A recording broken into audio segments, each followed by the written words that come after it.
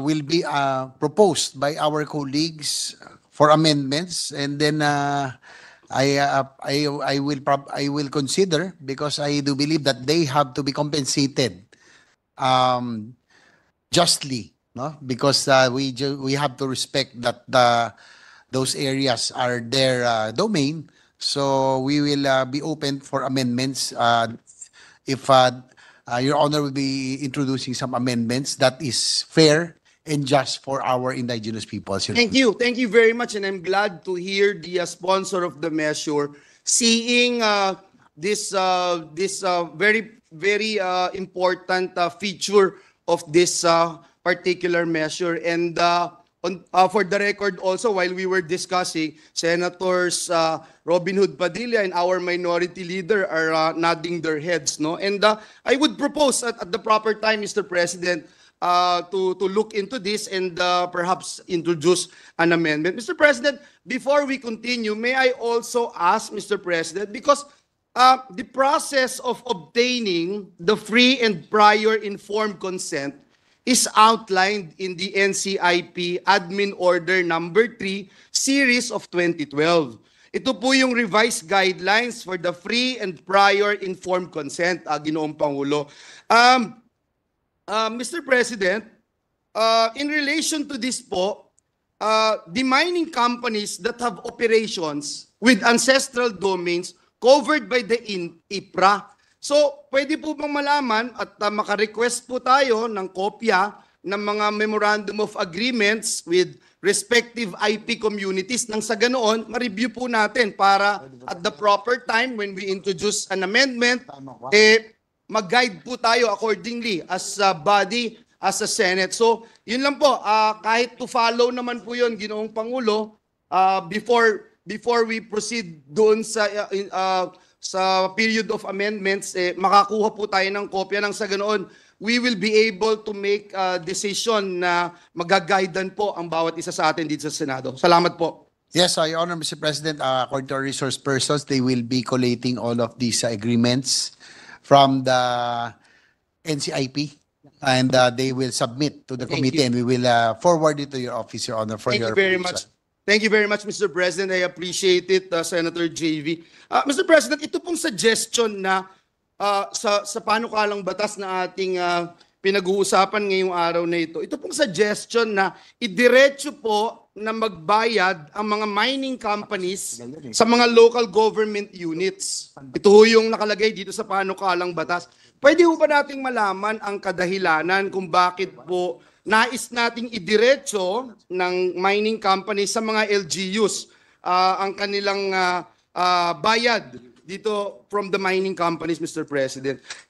May I know, Mr. President, kasama po ba dito, for example, ito ay napag-usapan o nakuha at nailagay sapagkat nababalitaan natin dati dahil hindi nare-release ng timely ng national government ang kanilang share ng local government. So we just wanted to find out the reasons behind this particular provision, Mr. President. Thank you. Yes, Mr. President, the problem is that the whatever revenues, it is always remitted to the National Treasury because there's a one fund policy before it is distributed back to the LGUs concerned. Ang problema po dito, nangyayari minsan because of the process, it takes very long, no? Sometimes 2 to 3 years before the hosting local government units. Siguro may 3 taon bago ho nila makuha yung pong share nila. 3 taon, Ginoong Pangulo? Sometimes. There are 2 to 3 years. So, that is why they will be revising, there will be a guideline that at least within the year, the local government unit will be able to get their share. Ang nangyayari po rito kasi, the mining companies will be paying the mining taxes to the national government, but the LGUs share collection, as I mentioned, remitted in a long time, 2 to 3 years. So, what happens is that LGU, sometimes provinces or that hosting towns, they are issuing inconsistent ordinances. Nagkakaroon sila ng mga ordinansa and nagkakaroon ng mga charges. Halimbawa, something like soil depletion charge, RPT for mineral lands, tapos governor's clearance, clearance fees, and other form of revenue generation for the local government.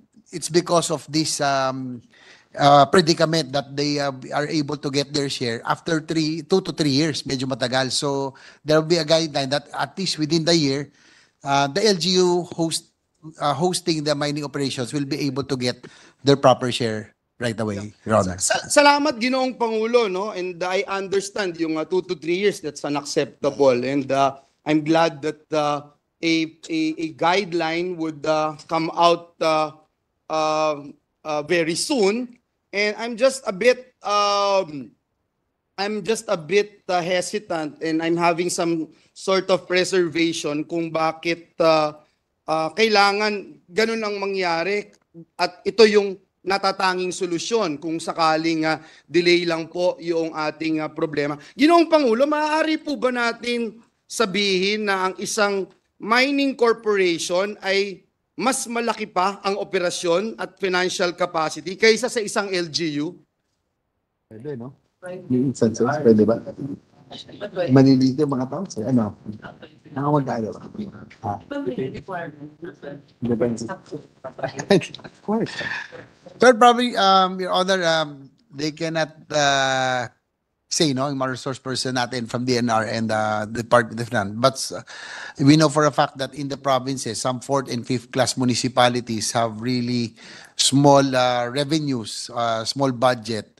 And there are instances that some mining operations might be even bigger than these 3rd, 4th, or 5th class municipalities, Mr. President. Thank you very much, Mr. President. I think it's very obvious when you look at the 4th, 5th, 6th municipalities, Mr. President. Malaki po yung kapasidad ng isang mining corporation, at I can easily name 10 mining corporations. Easily, Mr. President, na mas malaki sa mga LGUs natin. And that's the main reason why I'm raising this particular question. Kasi Ginoong Pangulo, hindi po ba nakakatakot na ang posibilidad ng state capture kung ang mining companies ay diretsong magbabayad sa LGUs dahil sa laki po ng operasyon at pondo na maaaring i-offer ng mga kumpanya na mining companies sa LGUs?